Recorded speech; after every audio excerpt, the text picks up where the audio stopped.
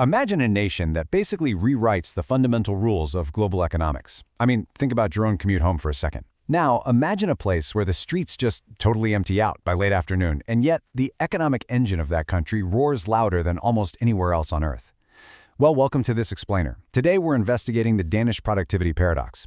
We're going to peel back the layers of what looks like an absolute working utopia to uncover the complex and honestly pretty surprising machinery driving one of the world's most fascinating economies.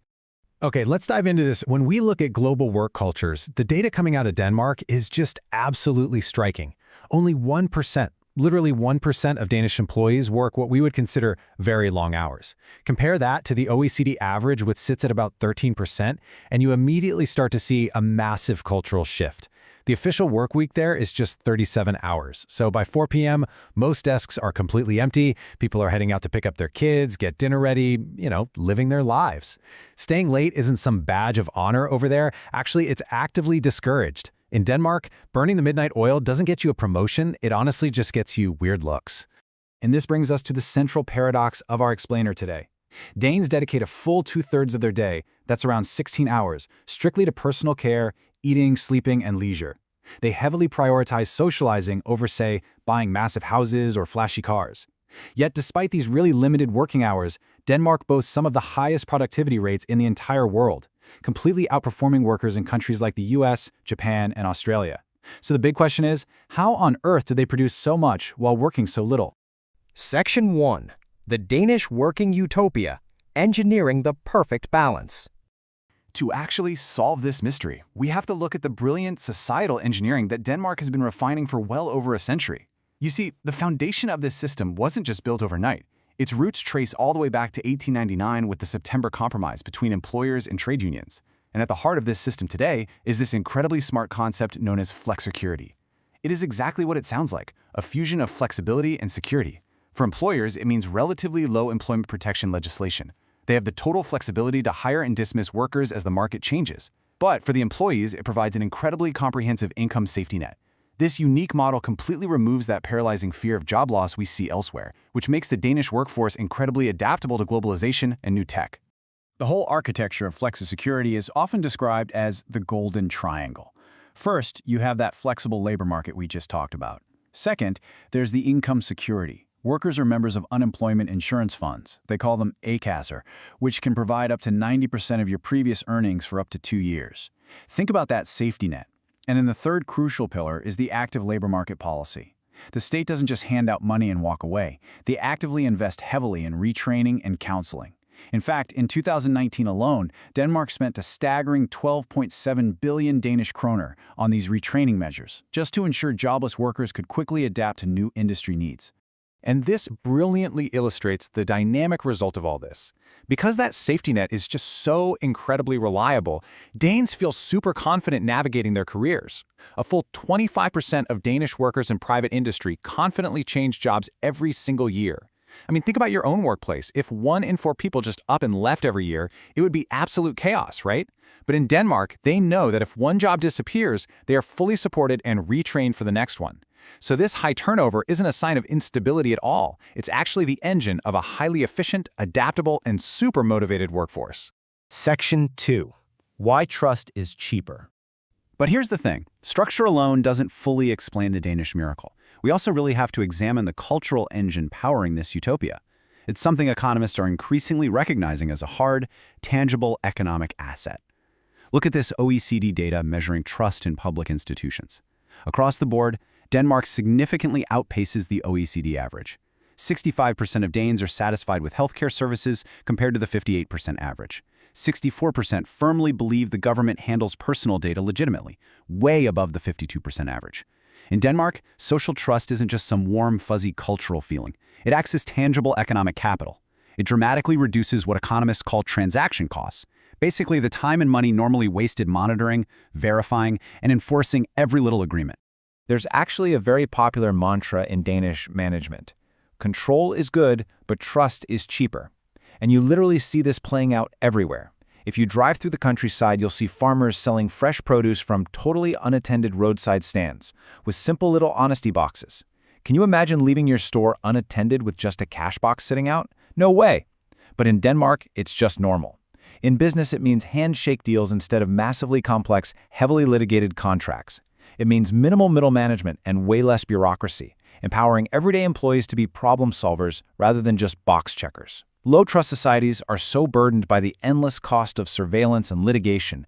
High-trust societies like Denmark save massively on those costs, which just supercharges their overall economic efficiency. Section 3. The investigative turn. The productivity paradox. Up to this point, I know, the Danish model sounds completely flawless.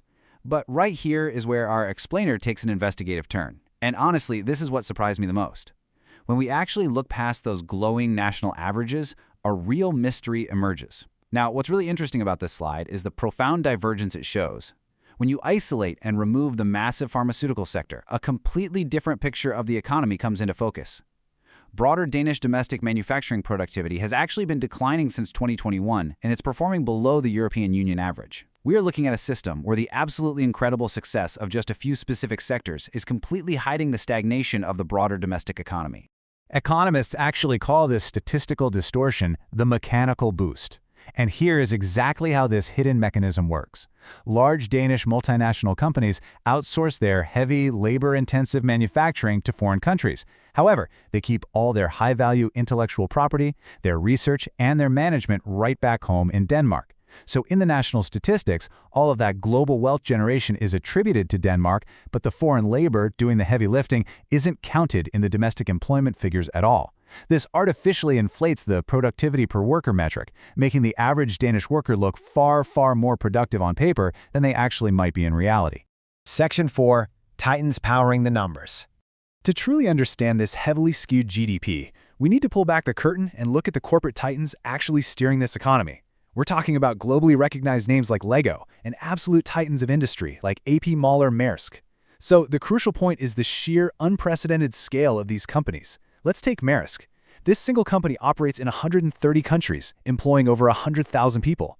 They hold a staggering 14.6% global market share in container shipping alone. To put that into perspective, their projected full-year revenue for 2025 stood at an incredible $54 billion. And they are using this immense scale to completely lead the industry in green shipping, investing heavily in methanol-powered vessels to hit net zero emissions by 2040. Let's move to and see how this builds into an even larger strategy. You see, Maersk is no longer just about moving metal containers across oceans. They've evolved into a true global integrator of container logistics. They basically want to control the entire supply chain, all the way from a factory floor on one side of the planet right to your front door on the other. This integration is so vast that Maersk now ships 500,000 individual parcels every single day, seamlessly managing massive terminal cranes globally right alongside highly efficient last-mile delivery vans. And then, of course, there is the absolute giant of the pharmaceutical world, Novo Nordisk. Driven by the explosive, and I mean explosive, global demand for their GLP-1 therapies for diabetes and obesity, their financial weight is just staggering. In 2023, they reached over 41 million patients worldwide. They generated net sales of over 232 billion Danish kroner, with an operating profit exceeding 102 billion. This isn't just corporate success anymore. It is a full-blown economic phenomenon that literally directly alters the GDP trajectory of the entire Danish nation. Section 5. A two-speed economy. And this brings our investigation to a really crucial climax. When we contrast the monumental success of these global titans with the everyday, uninflated reality of the domestic workforce, we finally see the true nature of the paradox. Denmark is currently operating what economists call a two-speed economy.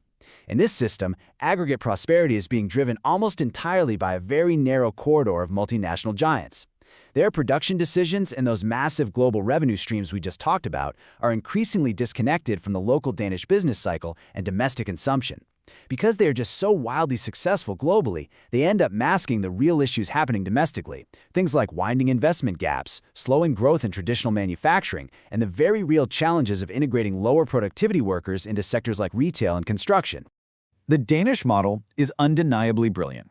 I mean, it is engineered a society with incredibly high trust, an amazing work-life balance, and a remarkably adaptable workforce thanks to flex security. Yet, as we've explored today, the math behind this economic miracle is heavily concentrated. So we want to leave you with this final thought. Can a utopian society truly sustain its incredible balance when the heavy lifting of its economic miracle relies so squarely on the shoulders of just a few global corporate giants? It is a fascinating paradox to consider. Thank you so much for joining us for this explainer.